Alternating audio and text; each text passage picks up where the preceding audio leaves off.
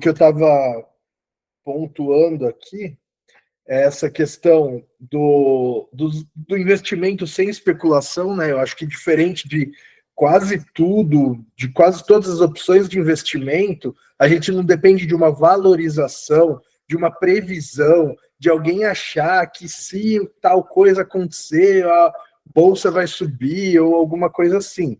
A gente já sabe, a gente tem a capacidade de, antes de fazer o negócio, avaliar o valor de fato de mercado, né? E aí sim tomar a decisão de comprar ou não, naquela condição estabelecida no leilão, né? André, Oi.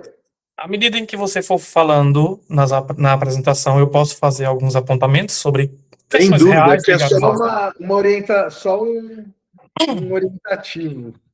Tranquilo, que sobre isso que você falou, sobre o valor dos imóveis, a gente fala assim, o imóvel ele está com desconto, um deságio de 50% sobre o valor da avaliação. Só que vocês já pararam para pensar de onde vem esse valor de avaliação? Quem diz qual o valor que aquele imóvel vale?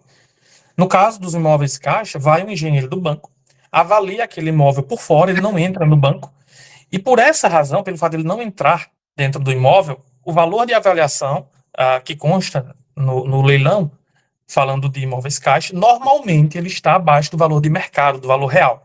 Então, você tem o deságio, o desconto dos 50% em cima de um valor que já está subavaliado.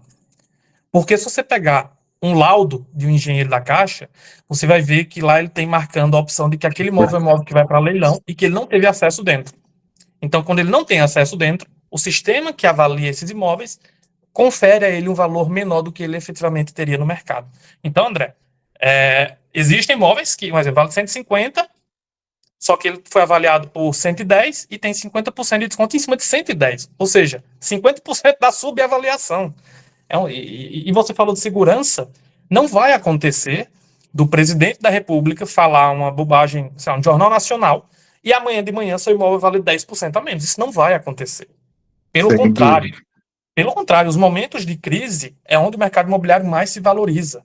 Enquanto as ações na renda variável desabam, enquanto os fundos imobiliários desabam, lajes de escritório que na pandemia foram todas esvaziadas, o mercado de leilões de imóveis só crescia. Então, eu começo a me entusiasmar falando de uma maneira que eu adoro esse assunto. Então, era esse apontamento, esse parêntese que eu queria abrir, André. Não, tem toda a razão. Esse é só o primeiro item, né? Então, essa questão da avaliação, você tem toda a razão. A gente acaba encontrando de tudo, né? E é o que eu falo, sempre falo aqui, que eu acho que o ponto mais importante do leilão, tem muitos itens complexos, jurídicos e tal, mas sem dúvida, o mais importante é a avaliação de mercado. Você não concorda? Eu concordo, Vinícius. Abro parênteses aí para você também. Vinícius também é assessor. Mas completando o raciocínio aqui, tudo que pode dar errado em um leilão, tudo que pode dar errado. Estou falando agora do leilão caixa. Leilão caixa, todos têm garantia contra evicção de direito. O que é evicção de direito? Doutor, sua vez. Vamos lá, vamos lá. Eu acho que assim, tem bastante ponto, né, para a gente trazer aí, e realmente, até fazendo um parênteses dos seus parênteses, né, sobre a avaliação, eu acho muito bacana trazer essa perspectiva, assim, de avaliação.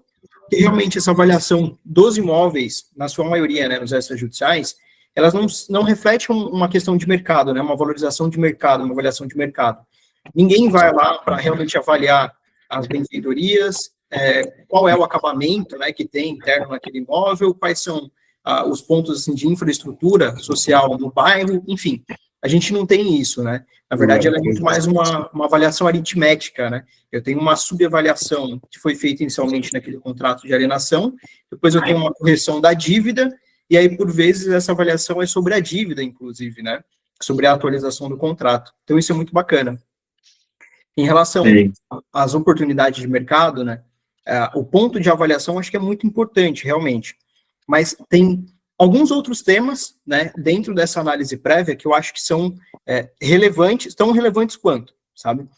A avaliação, eu acho que é um ponto cirúrgico, a gente tem que ter isso na ponta, não é nem na ponta do lápis, né, na ponta da planilha, certinho, calculado, muito bem calculado, para não ter surpresa depois, né? Digamos que a gente participe de uma concorrência de uma arrematação de R$100 mil, com base em algumas avaliações, eu tenho uma estimativa de que aquele imóvel vale 200, e no final das contas, depois de arrematar, depois de entrar no imóvel, depois de tentar praticar a venda, eu descubro que ele vale 180, 150, menos do que isso, né? Então, esse eu acho que é um erro crucial de quem está fazendo essa análise prévia e faz uma análise rasa, né? Então, a análise rasa, eu acho que essa ânsia, essa afobação de pensar só no dinheiro futuro e não se preocupar com os desdobramentos, que pode trazer um risco aí.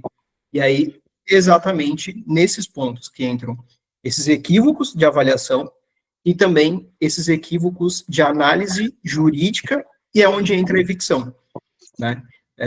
O que o Danilo trouxe aqui em relação à evicção, depois a gente aprofunda um pouquinho mais, mas resumidamente, é a perda do imóvel, ou a anulação da arrematação, né, e a perda do imóvel por conta de uma nulidade que foi reconhecida por uma sentença judicial. Exatamente nesse mesmo caso que eu comentei para vocês, que foi o que me trouxe, né, para esse mundo dos leilões. Então, foi um errinho, foi um procedimento que não foi analisado, que passou despercebido, um juiz teve que desfazer esse ato e devolver o imóvel, tanto para o banco, quanto retomar o contrato entre banco e credor. Legal. Então eu acho que esse é o primeiro ponto aí que, puta, não, deixa o leilão num top 3 de investimentos ou até mais, né?